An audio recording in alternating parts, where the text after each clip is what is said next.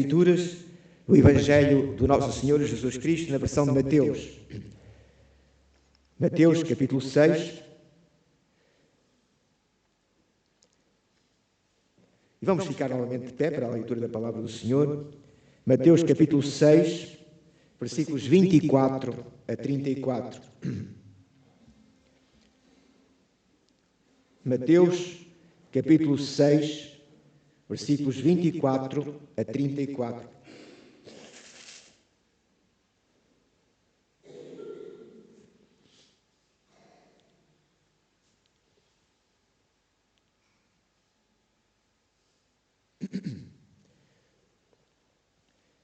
Ouçamos, pois, o que Deus nos diz através da sua palavra. São palavras mesmo do Senhor Jesus Cristo, na versão de Mateus.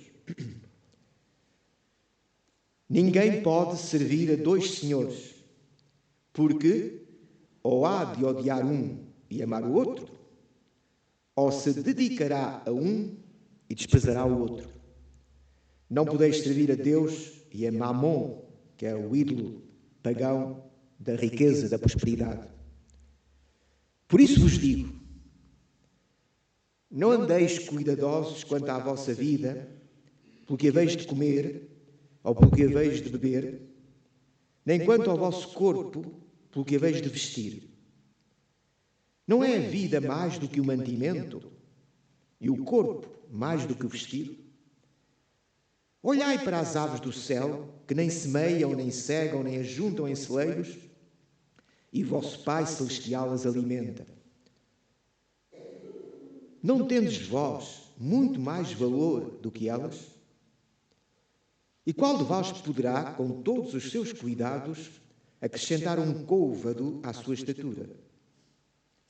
E quanto ao vestido, por que andais solícitos? Olhai para os lírios do campo, como eles crescem. Não trabalham, nem fiam.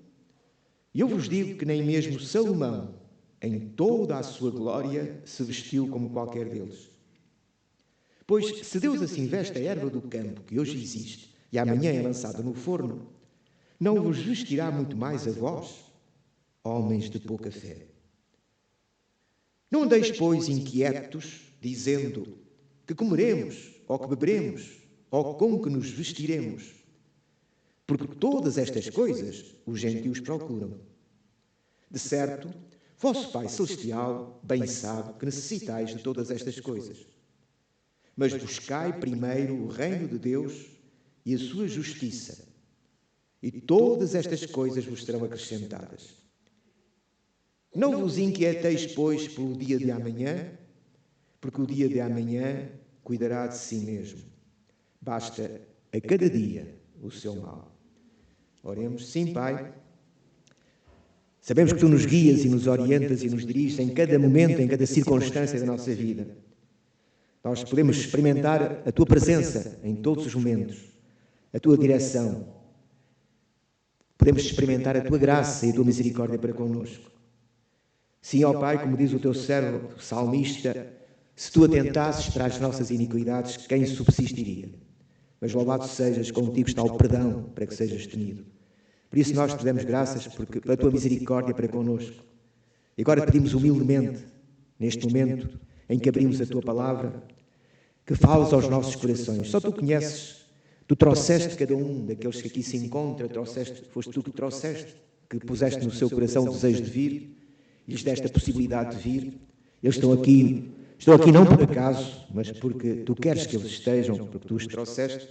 Agora pedimos humildemente que fales a cada coração segundo as suas necessidades. Também só Tu conheces quais são as necessidades de cada um. Físicas, materiais, espirituais, Tu é que conheces. Fala, pois, opera em cada coração e em cada mente. Que a Tua palavra seja uma arma, uma lança, que possa penetrar profundamente no coração e na mente de cada um de nós e produzir o seu fruto na nossa vida. É o que pedimos para a Tua glória, em nome do Senhor Jesus Cristo. Amém. Podeis sentar-vos?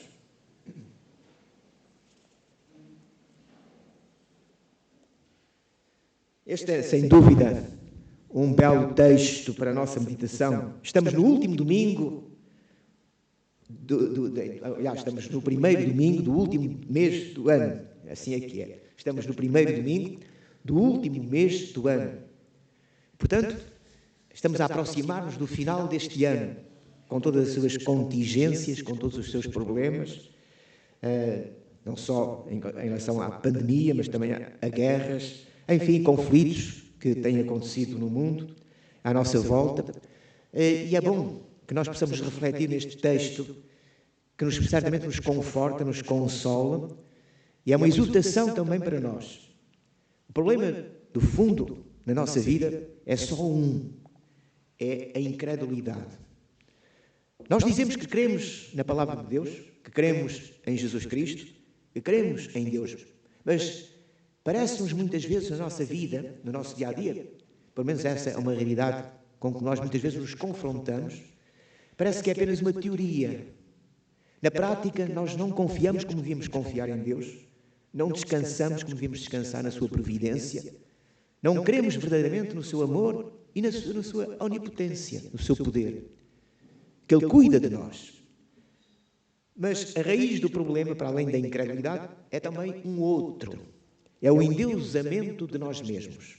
Vejamos então este texto, começando pelo versículo 24. Vamos procurar analisar este texto e que o Senhor nos guie, nos dê sabedoria, para que nós possamos compreender a sua palavra. No versículo 24, o Senhor Jesus começa por fazer esta afirmação tremenda. Ninguém pode servir a dois senhores. Reparem, a dois senhores. Quando nós servimos a um senhor, significa que a nossa vida pertence a esse senhor. Senão não é senhor. Se a nossa vida não pertence a um senhor a quem chamamos senhor, então é mentira aquilo que afirmamos. Se dizemos que há um senhor na nossa vida, então a nossa vida tem de ser dirigida tendo como alvo esse senhor, fazendo a vontade desse senhor. Portanto, ninguém pode servir a dois senhores. O senhorio não pode ser partilhado. E Jesus diz porquê? Porque ou há de odiar um e amar o outro, ou se dedicará a um e desprezará o outro. Ou seja, o Senhor implica dedicação da nossa vida. Uma dedicação total, não meia dedicação. Não podemos partilhar esta dedicação com outro Senhor, porque senão nenhum deles é Senhor. Nenhum deles é Senhor. O senhorio não se partilha. Portanto, o Senhor da nossa vida implica que a nossa vida pertence a esse Senhor, totalmente, na sua totalidade. Por isso não se pode servir a dois senhores. E depois o Senhor Jesus tem esta afirmação. Não podeis servir a Deus e a Mamon, como já dissemos, era o Deus pagão, conhecido da época, o Deus pagão, que estava ligado à prosperidade, à riqueza, portanto, ao lucro.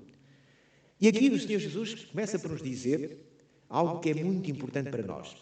Nós podemos, muitas vezes, não ter o desejo das riquezas materiais, mas por detrás deste mamon, por detrás destas riquezas materiais, está o nosso ego, o nosso eu. E nós não temos que fazer uma escolha. Ou vivemos para Deus e dizemos que Ele é o nosso Senhor, ou vivemos para nós mesmos. Ou seja, qual é o alvo da nossa vida? A satisfação dos nossos interesses, por mais legítimos que sejam, a satisfação dos nossos interesses, a nossa comodidade, o nosso bem-estar, ou o alvo da nossa vida é glorificar a Deus. O alvo da nossa vida é fazer a vontade de Deus. E nós só podemos dizer que Deus, que Jesus, Cristo, é o nosso Senhor, que nós somos discípulos de Jesus, discípulos de Cristo, quando o alvo da nossa vida é fazer a vontade de Cristo, é fazer a vontade de Deus, é buscar a glória de Deus como prioridade. Ou seja, esse é o alvo da nossa vida. E então podemos dizer, nós somos discípulos de Cristo. Cristo é o nosso Senhor. Se não somos mentirosos e hipócritas. Porque ao fim e ao cabo dizemos que Jesus é o Senhor, mas o que conta na nossa vida, a prioridade na nossa vida, são os nossos interesses. É o nosso bem-estar, a nossa comodidade, é o nosso egoísmo. Então, estamos a mentir. Nós somos senhores de nós mesmos. O nosso ego é que domina a nossa vida. E se o nosso ego é que domina a nossa vida, então não é Jesus Cristo que domina a nossa vida. e não podemos dizer que Ele é Senhor. Portanto, isto é importante que nós possamos refletir nesta realidade. E que nós pensemos profundamente, porque nós já dissemos no princípio, todos nós dizemos, teoricamente, e sinceramente, creio eu, que Cristo é Senhor. Mas depois, na nossa vida prática, será que Cristo é Senhor? Confrontemos com este texto de Jesus. Aliás, o Senhor Jesus disse aos seus discípulos, ninguém pode vir a mim, aliás, ninguém, para irmos a Jesus e seguirmos a Jesus, ninguém pode seguir a Jesus se não se negar a si mesmo. Tomar cada dia a sua cruz. E só assim é que podemos seguir a Jesus. Quem quiser vir após mim, são as palavras de Jesus, quem quiser vir após mim, negue-se a si mesmo. Negar-se a si mesmo é precisamente isto, morrer para si mesmo, para o seu ego, para os seus interesses. E então sim podemos seguir a Cristo. Reparem, ao longo da sua peregrinação terrena, qual foi o alvo, sempre o alvo do ministério de Cristo? Qual foi o alvo de todas as ações de Cristo? A glória do Pai. Fazer a vontade do Pai. Este é o exemplo que Jesus nos deixa, e é isto que Ele requer de cada um de nós. Se somos discípulos de Cristo, se Ele é o nosso mestre, então temos que nos comportar e viver como Ele viveu e como Ele nos ensinou a viver. Tudo quanto Cristo fez, tudo quanto Cristo disse, todos os seus pensamentos, todas as suas atitudes tiveram como alvo a glória do Pai. Fazer a vontade do Pai. E fê-lo, a sua obediência foi perfeita até à morte e morte na cruz, cumprindo assim o desígnio do Pai para a nossa eterna redenção.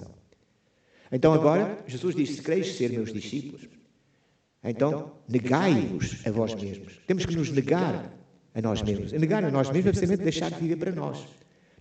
Não sou eu que conto, não a mim, não ao meu ego, não aos meus interesses, mas sim tomar a cruz, viver segundo a vontade de Deus, por mais difíceis que sejam as circunstâncias, por mais difíceis que sejam as circunstâncias nas maiores aflições, procurar glorificar a Deus, servir a Deus, assim somos discípulos de Cristo. Reparem que a sua obediência, dissemos, foi até à morte e morte de cruz.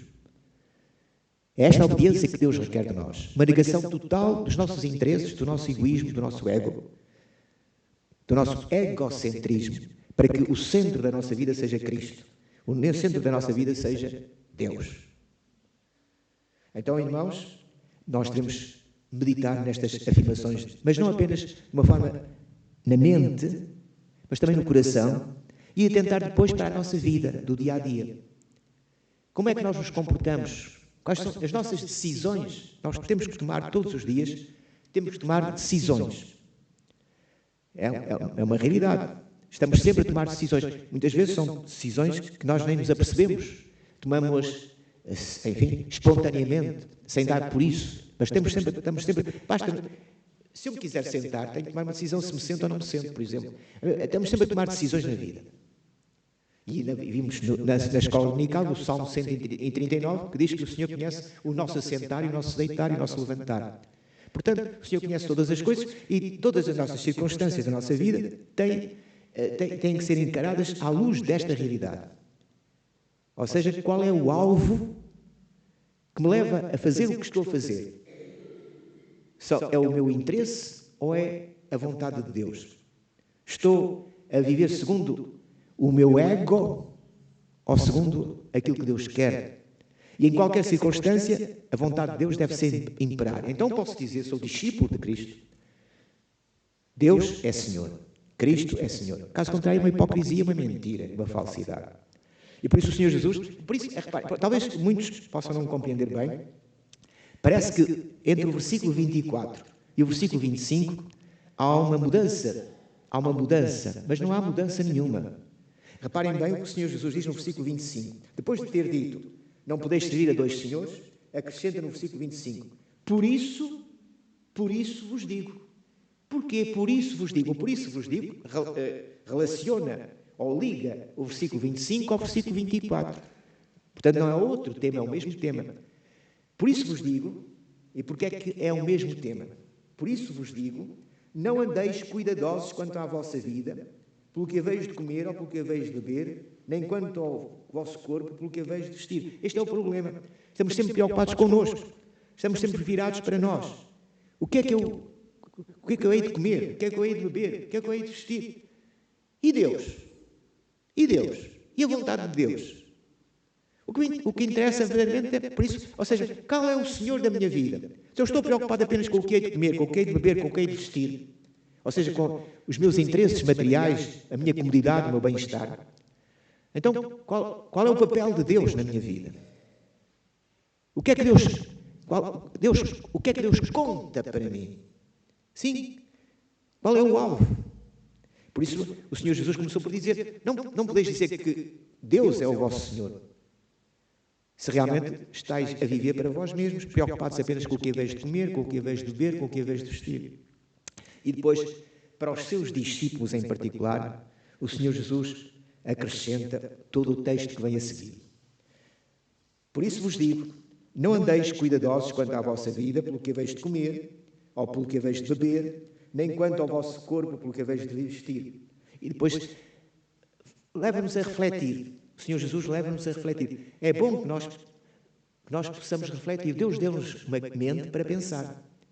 É certo que, devido ao pecado, se nós pensamos sem a iluminação do Espírito e sem nos firmarmos na palavra de Deus, o nosso pensamento vai divagar e vai se afastar completamente das realidades. Vamos ficar alienados da realidade. Mas quando nós usamos a mente que Deus nos deu, o raciocínio que Deus nos deu, firmados na palavra de Deus, esse raciocínio sujeito à palavra de Deus, à revelação de Deus, então é importante que raciocinemos.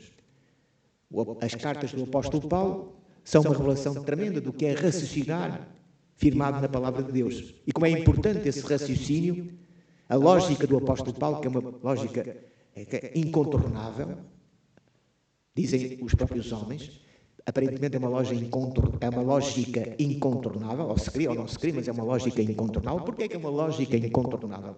Porque o raciocínio de Paulo não é um raciocínio de Paulo, é um raciocínio de Paulo firmado na palavra de Deus, submetido à palavra de Deus, sujeito à palavra de Deus, escravo da palavra de Deus, como ele diz. E por isso o seu raciocínio é tão importante e tão incontornável. Portanto, nós devemos também fazer o mesmo. Temos mente para raciocinar, raciocinemos, mas nunca fora da palavra de Deus. Senão já sabemos que o nosso raciocínio nos vai levar para muito longe das realidades, sobretudo das realidades espirituais. Mas quando o nosso raciocínio se firma na palavra de Deus, se sujeita àquilo que Deus diz, então o nosso raciocínio é estimulante, aperfeiçoa-nos na fé e no conhecimento de Deus. E por isso o Senhor Jesus leva-nos a raciocinar. Reparem bem, porquê é que estáis preocupados com o que haveis de comer, com o que haveis de beber, com o que haveis de vestir? Então, qual é o incentivo ao raciocínio? Pensai bem. Não é a vida mais do que o mantimento. Não é a vida mais do que o mantimento. E o corpo mais do que o vestido. Os irmãos que tiveram o privilégio de estar na escola dominical, que é um privilégio, que tiveram na escola dominical, ouviram, portanto, o estudo sobre o Salmo 139. Como Deus nos formou no seio materno, como Deus formou o nosso corpo no seio materno, segundo o conhecimento que Ele tinha de nós antes de nós existirmos. Ainda o nosso corpo era informe e Ele nos viu. Portanto, o conhecimento que Deus tinha, ainda o nosso corpo era informe, não existia, Ele já nos via, já viu o nosso corpo e depois nos formou segundo essa visão. Dia a dia nos formou no seio materno. O cuidado que Ele teve com o nosso corpo, como Ele nos deu a existência que temos. Então, irmãos, notai bem, qual é mais importante? É a vida ou aquilo que sustenta a vida? Os alimentos servem apenas para sustentar a nossa vida. Nós não vivemos para comer. Comemos para viver. Sim, nós não vivemos para comer, mas temos de comer para viver. Portanto, o mais importante é a vida. Ora, quem é que nos deu a vida? O que é que os irmãos fizeram? Desculpem, faço sempre esta pergunta. Eu sei que é irracional, mas por vezes o irracional torna-se muito racional. O que é que os irmãos fizeram? O absurdo, se quiserem. O que é que os irmãos fizeram antes de existir? Antes de existir. O que é que os irmãos fizeram para existir? Porquê é que os irmãos existem? Porquê é que os irmãos existem? Se claro, se dizem que é a vontade dos vossos pais, coitados, estão muito longe, estão muito longe. Quantas vezes os pais querem, não têm, e depois não querem e têm. Porquê é que vocês existem? Porquê é que nós existimos? Porquê é que eu existo? Porquê é que cada um de vós existe? Porque Deus nos deu a existência. E o que é que nós fizemos para que Deus nos desse a existência? Eu não fiz nada. Não sei se alguém fez quando não existia. Então, esta existência, esta vida, é um dom gratuito de Deus. Então, se logo aquilo que é essencial, a vida, a existência, é um dom gratuito de Deus, tudo o resto tem que ser gratuito. Tudo o resto tem que ser um dom de Deus. Então, se Deus nos deu a vida, Ele nos sustentará, Ele sustentará esta mesma vida que deu enquanto Ele quiser. E até quando Ele quiser. Por isso, os nossos dias estão nas mãos de Deus. Também o Salmo 139 o diz. Os nossos dias estão nas mãos de Deus. Portanto, ou seja, Ele nos deu a existência e a nossa existência está nas mãos de Deus. Desde o início, a nossa existência pertence a Deus. Por isso é que Ele tem que ser Senhor. E tem todo o direito a ser Senhor.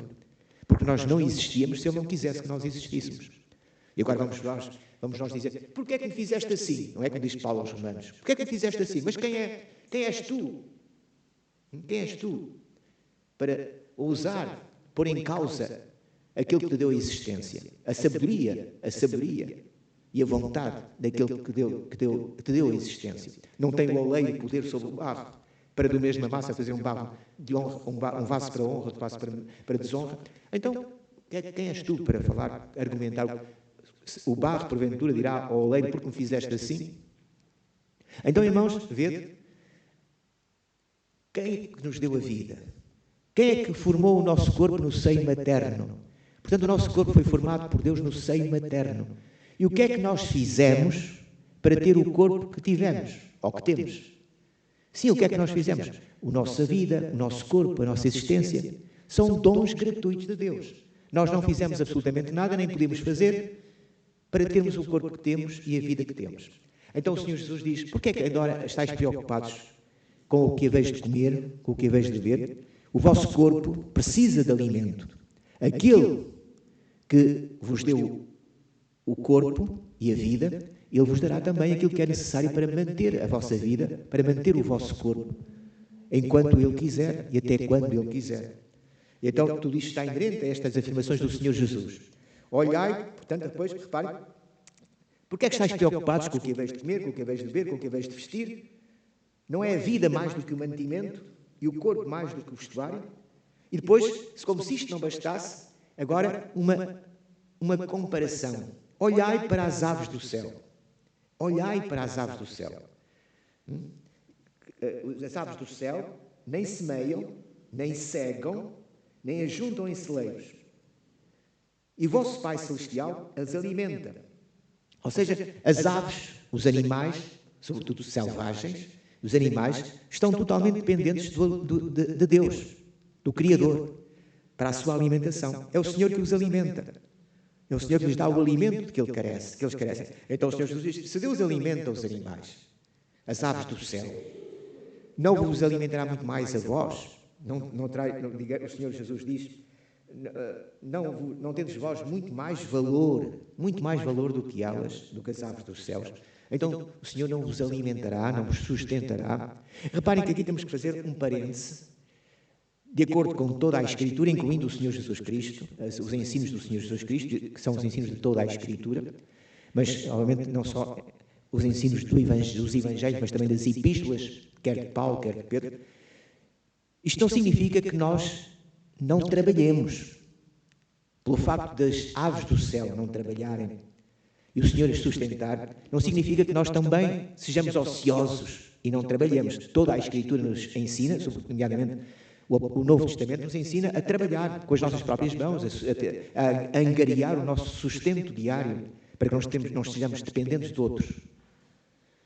Temos de trabalhar. Aliás, como discípulos de Jesus Cristo, nós temos de cumprir com todos os nossos deveres. Deveres sociais, deveres profissionais, e como temos dito muitas vezes, como dissemos muitas vezes ao longo do nosso ministério, um cristão verdadeiro, um discípulo de Cristo, tem que ser o melhor empregado e tem que ser o melhor patrão. Na situação em que está, tem que ser sempre o melhor. Se é empregado, tem que ser um empregado, o melhor empregado. O patrão deverá sempre dizer do empregado cristão: que pena não serem todos assim como ele é. Que pena não ter todos os empregados, não serem todos os empregados que eu tenho assim como ele é. Exímio no seu trabalho, cumpridor dos seus deveres, sempre pontual. Sempre pontual. E o patrão, o empregado deverá sempre dizer, os empregados deverão sempre dizer de um patrão cristão: que pena todos os patrões não serem como este. Dá-nos sempre o que é possível dar. Cumpre sempre os seus deveres para connosco. Trata-nos perfeitamente bem. Ama-nos. Ama-nos. Embora sejamos empregados, Ele ama-nos como se fôssemos da sua família.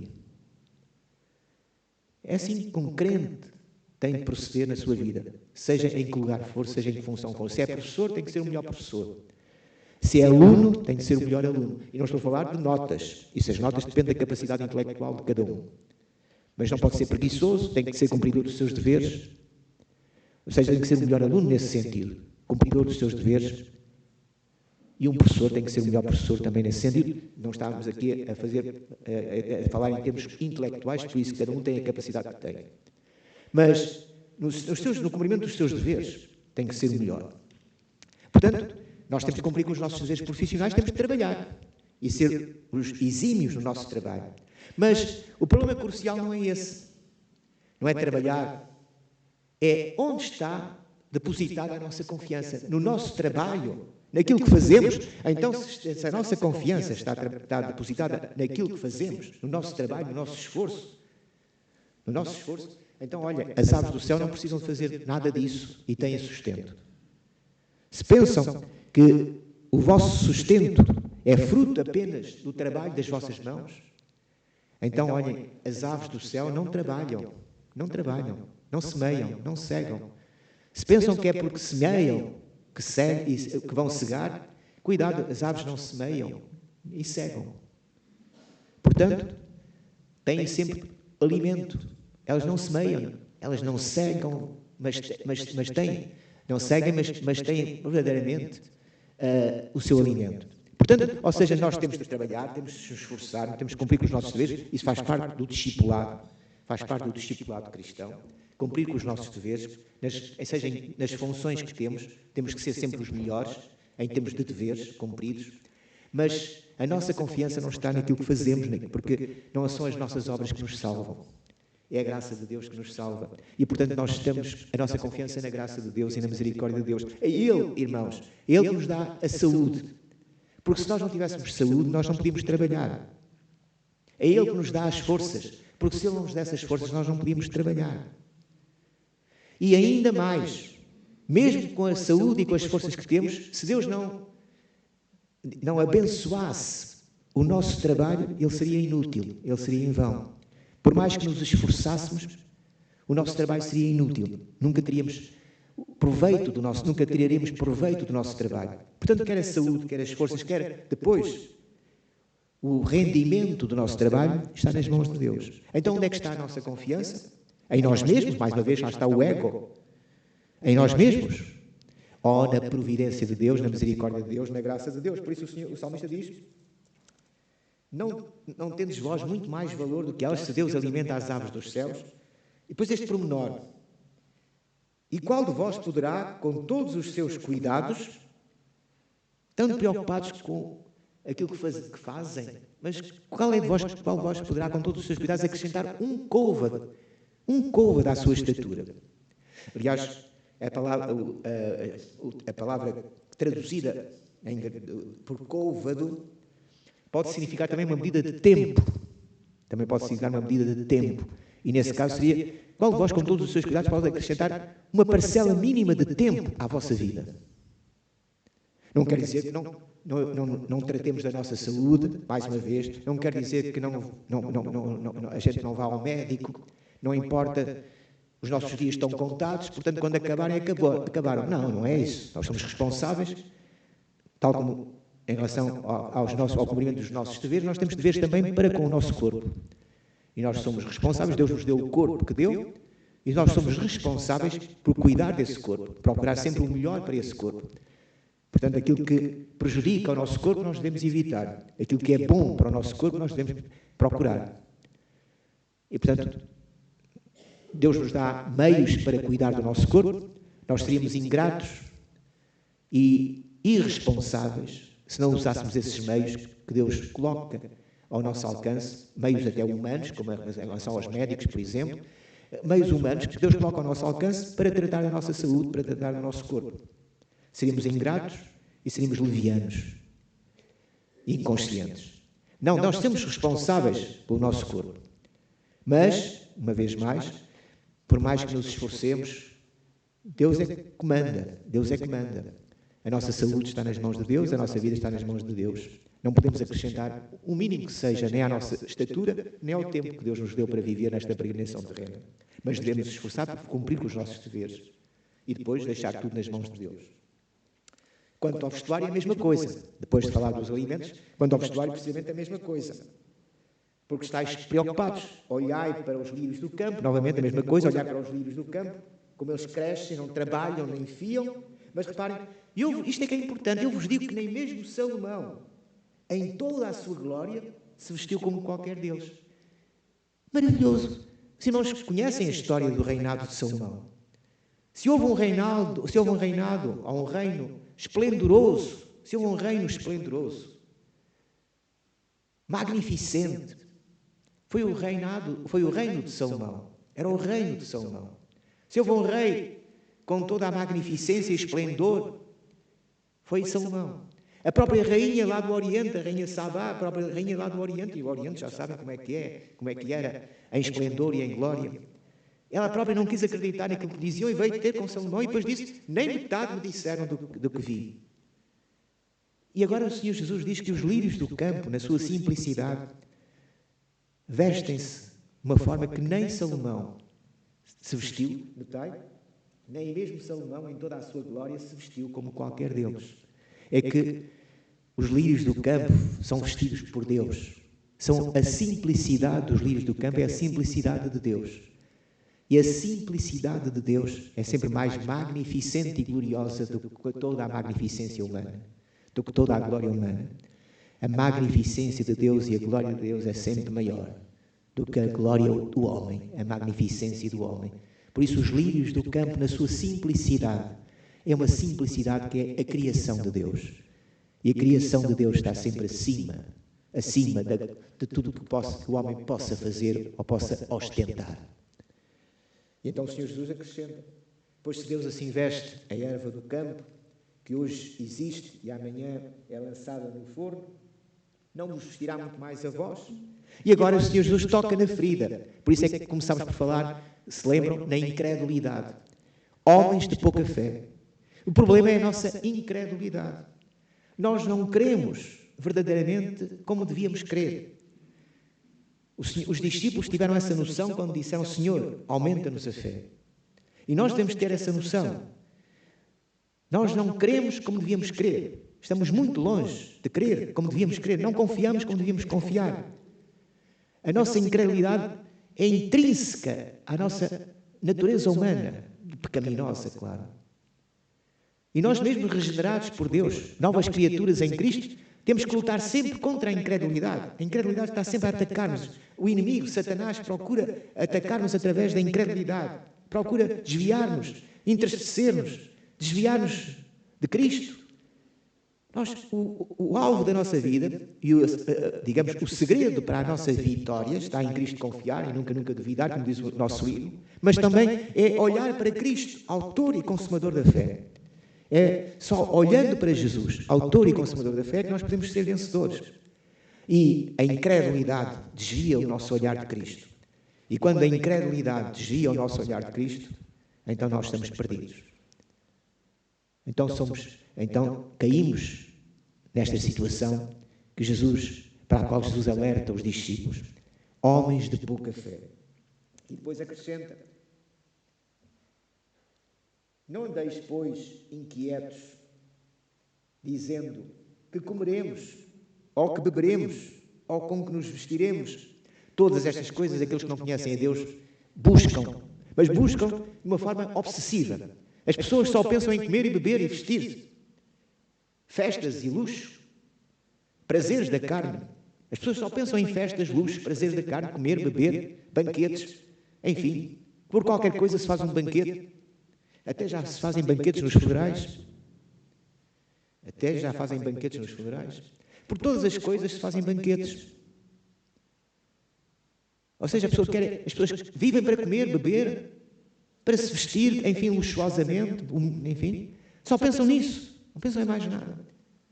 Mas nós somos diferentes porque somos novas criaturas em Cristo. Ou devemos ser. E, portanto, nós temos que pensar de maneira diferente. Ou não pensamos? Sim, ou não pensamos? Como que nos vestiremos? Por todas estas coisas, os gentios procuram. Claro que nós precisamos destas coisas. Já dissemos, nós precisamos de comer, nós precisamos de beber, nós precisamos de nos vestir. Mas isso está nas mãos de Deus. Ou seja, nós devemos cumprir com os nossos deveres. Nós temos de trabalhar para angariar o nosso sustento. Mas o que é que nós pedimos ao Senhor? O pão nosso de cada dia nos dá hoje. O pão nosso de cada dia nos dá hoje. Neste mesmo sermão. O pão nosso de cada dia nos dá hoje. Ou seja, nós temos de ganhar o pão com o nosso suor, como está escrito no Gênesis. Mas o nosso pão vem verdadeiramente do Senhor. Já dissemos que nos deu a força, nos deu a saúde e abençoou o nosso trabalho. Porque se o Senhor não nos desse a força, não nos desse a saúde e não abençoasse o nosso trabalho, nós não tínhamos pão por mais que nos esforçássemos. Portanto, o pão de cada dia é fruto do nosso trabalho. Mas é um dom de Deus. É um dom de Deus, porque foi Deus que abençoou o nosso trabalho e nos deu as capacidades que deu para trabalharmos. Por isso, irmãos, tudo isso está nas mãos de Deus. Ele sabe que precisamos. E porque Ele sabe que precisamos e cuida de nós, mais uma vez, como vimos no Salmo 139, Ele cerca o nosso andar, o nosso deitar e o nosso sentar, está sempre presente na nossa vida. E como nós dissemos, essa presença não é uma presença passiva, é uma presença ativa. Deus está presente e ativo. Ele nos guia e nos dirige em todos os momentos e circunstâncias. Até se formos às extremidades do mar, se tomarmos as asas da alva e formos até ali, a tua mão guiará, e a tua mão susterá. Portanto, ou seja, em qualquer circunstância, é o Senhor que está presente e está ativo. Ele nos guia e nos dirige.